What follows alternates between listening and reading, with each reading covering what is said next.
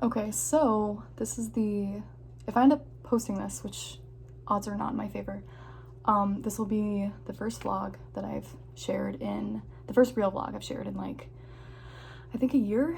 But and hopefully this will be, I know I have a tendency to just yell into the void, but hopefully this will be kind of short. But I just watched the first cut of Paper Birds, first full cut of Paper Birds from my editor.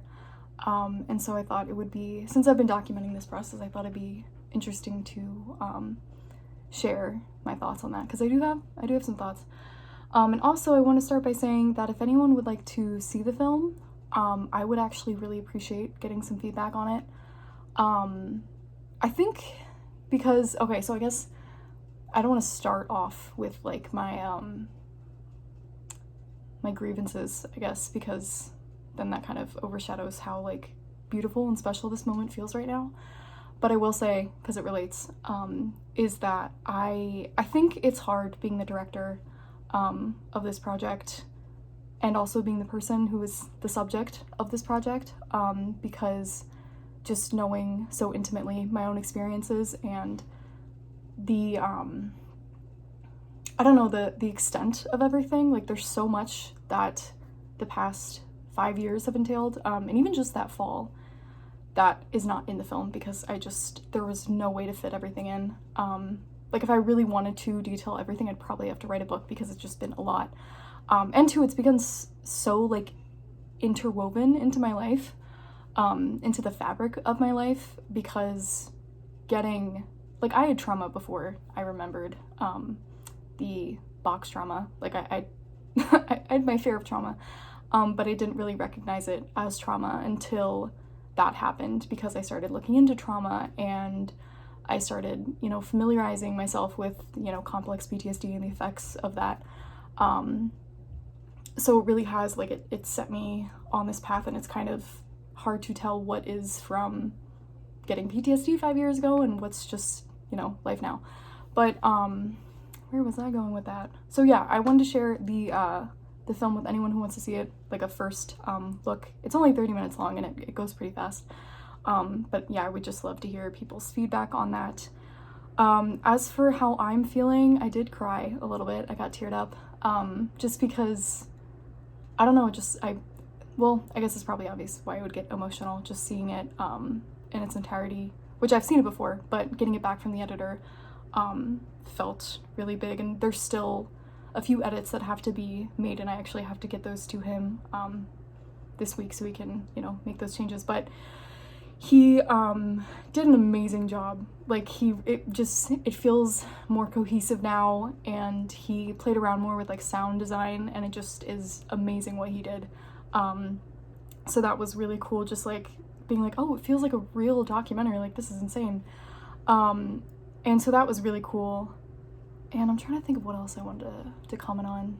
The end, I think I've said this before, but the end, I don't know if it's going to affect anyone in the same way that it's affected me, but the very end, like title card, when it comes up, Paper Birds, directed by, that stuff, it makes me cry every time. It just, I don't know. And I'm not going to spoil anything, but I would be curious to see when it does come out if it affects other people the same way. I guess I'll touch on it a little bit. So, because I don't think it'll detract from seeing it, but it features my nieces. And my nieces were, hopefully I don't cry, okay. My nieces were a big part of the story, and this is something that made me get teared up when I was watching this, is because I was talking about the nightmares, and I forgot how bad those were. And it's funny because I think when people think of PTSD, they think automatically the two big things that come up are flashbacks and nightmares. And I think that the nightmares are really, like, people don't understand how much of a toll they can take on you, especially when it's like all the time, like it's like every night, because you go to bed, you have a nightmare, and then you wake up, and you just have to, like, it affects you like the next day, and then you kind of spend the morning, at least in this, depending on how severe it was, like just kind of shell-shocked. And then the really fun part about PTSD is you get to go to bed and do it all again. So it was just rough, and I was just remembering that, and then the nightmares that I get about my nieces, and especially Evelyn. and that was just hard. And the good news is I don't really get nightmares anymore. I do get them on occasion, but it is not like what it was, so that's awesome. But anyways, back to the end, what I was originally talking about, it features my nieces, and like you see a clip of them and they look like very happy and joyous, and I was a happy kid too. Like, even despite some of the things that I went through, like box trauma aside, like I was still like a really happy kid. And I'm not the best aunt in the world.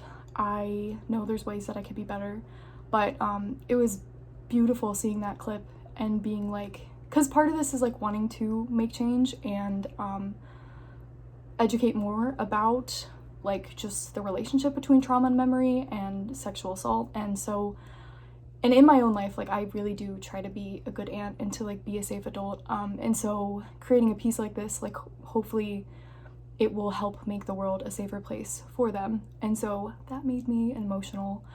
But yeah, so that was really beautiful. But yeah, I think my biggest hang up is just being like, is it deep enough? Like, are people gonna connect with it? Like, am I getting my point across? Because again, it is such like a nuanced, or at least it feels very nuanced, subject, and I'm just scared that I'm not getting my point across. But yeah, it's something that unfortunately, I know my job is to be objective, but with how intertwined I am with this piece, it's just something that I can't step back entirely and assess, but that's okay.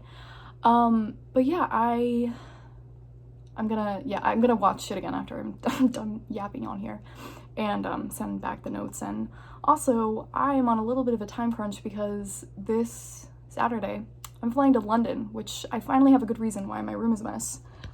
Where's my suitcase? I haven't even packed yet.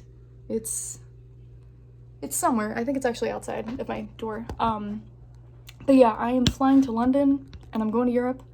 And that should be really interesting considering I have never traveled alone, much less abroad. So I'm kind of looking forward to that. I'm also kind of scared because I did not prepare at all. I am very much just kind of, I don't know. August has been so busy that I have not even really had time to think about it that much, and I'm just gonna hope that things go over smoothly. I'm not too worried about it.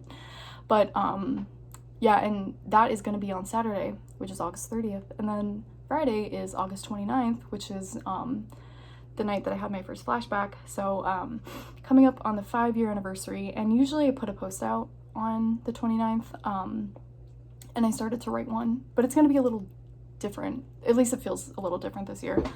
And I always try to like write for my gut, so whatever I'm putting on paper feels authentic, and I'm doing that now, and that's, I think, yeah, it's a little bit different from how I've talked about things in the past, because I feel like the past 2 posts that I've put out have been very much like followed the traditional like arc of like, oh, this happened and it was bad, but I'm better now, yay. Whereas this year I am like in a better place than I have been last year and the year before. So I've progressively gotten better, but this year I want to focus more on like where I am right now with building my life, which is what I've been talking about on the Paperbird's Instagram, and that has been really interesting because I don't know if I've ever really looked at my life in that way. Like I've always been a pretty intentional person. I mean, I don't think you can be without like, I don't think you can make a project like this just because of how long it's taken without being intentional and, taking the reins on stuff.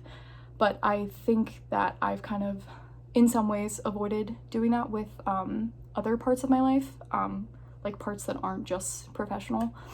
And so I've been doing that in different ways. I got connected with NAMI, Chester County.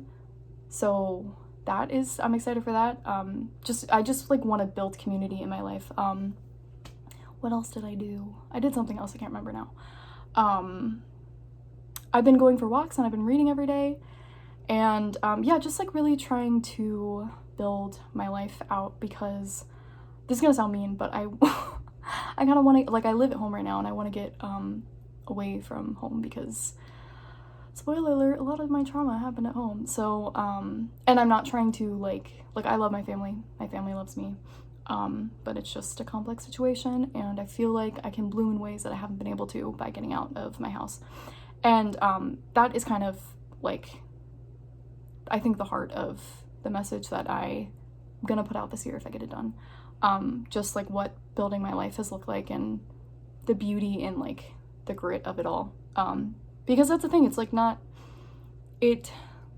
I do experience so much beauty and so much joy now, and that's really cool. And I start the, if I keep it how it is right now, I start the message with that, just like, again, expressing that I feel very grateful to be alive. And I probably sound like a broken record, but the reason that I always, I think, bring it back to that, and like when I do that, I touch on suicidal ideation, because I think that is something that is very much shied away from, because people are scared to talk about it.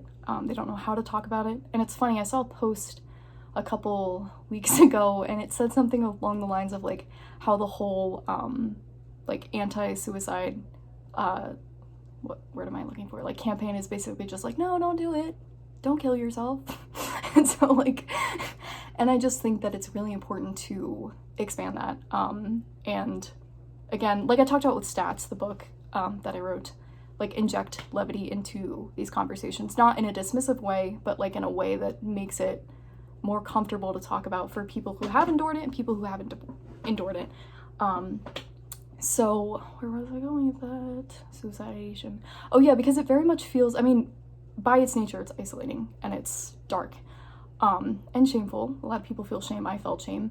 But it's also very scary, because once you have, I mean, I can't speak for everyone, so I'm speaking for myself, but I'm sure a lot of people could resonate. Once you have experienced suicidal ideation over a prolonged period of time, and I think this is especially true for people with complex PTSD, you start to feel like, at least I did, like I was like, fuck, I opened Pandora's box, like this is never gonna go away. Because even when because I would kind of bounce in and out of depressive episodes, and so even when I wasn't depressed, I still like kind of had this underlying like curiosity about dying still.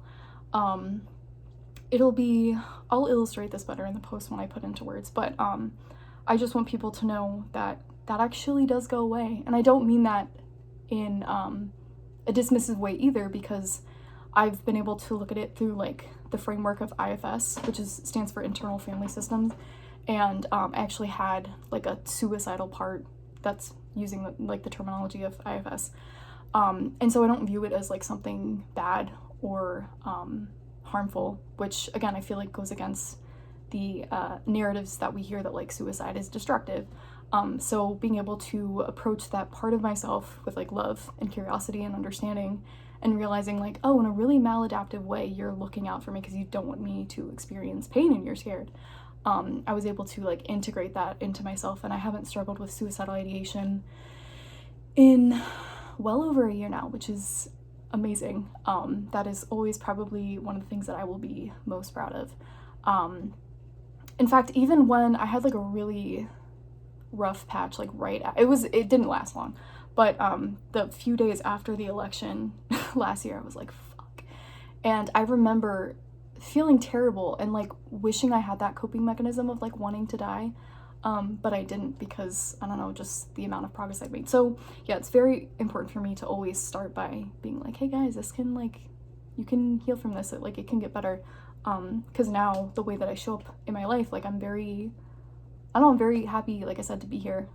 Little things make me happy, and I feel grateful to be alive, even when I feel kind of shitty. Like I said, this summer has kind of sucked. So even through that, I've still been like, damn, it's nice. Like I'm genuinely like, I think above average happiness pretty much every day, which is really cool. Where was I going with that chat? I don't know. But yeah, but I wanted to touch, but like after talking about that, starting the piece with that, the August 29th post, I'm gonna detail a little bit about what didn't make it into the film, like what life has been like kind of the past couple years for me, and like how I'm building my life now and why I'm building it now, and just like the beauty of that. And I talk about my cat, who I'm looking at as I talk about this is a picture of her that my brother took, actually, when he was in high school, because there was a darkroom photography class. Miss Watson, if you're watching this, you're so real. How are you? I actually don't know if she follows this account. She follows my other account. But, all right, yeah, so, like I said, if you want to watch the film, let me know. I will keep you guys updated. Hopefully, after this week of edits, then we'll have a final piece, and then, oh, and I want to get a trailer. I have yet to ask my editor about that, but I really want to get a trailer out. I already have music for it, and I got it like maybe 40 to 60% of the way done, but it's not completely done yet.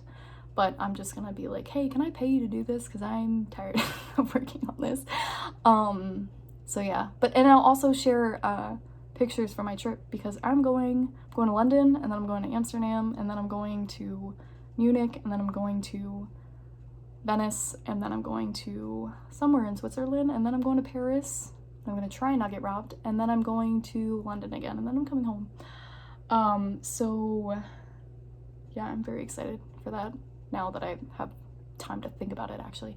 But okay, yeah, I hope you guys have all been good, and I am looking forward to sharing this with you when it's done.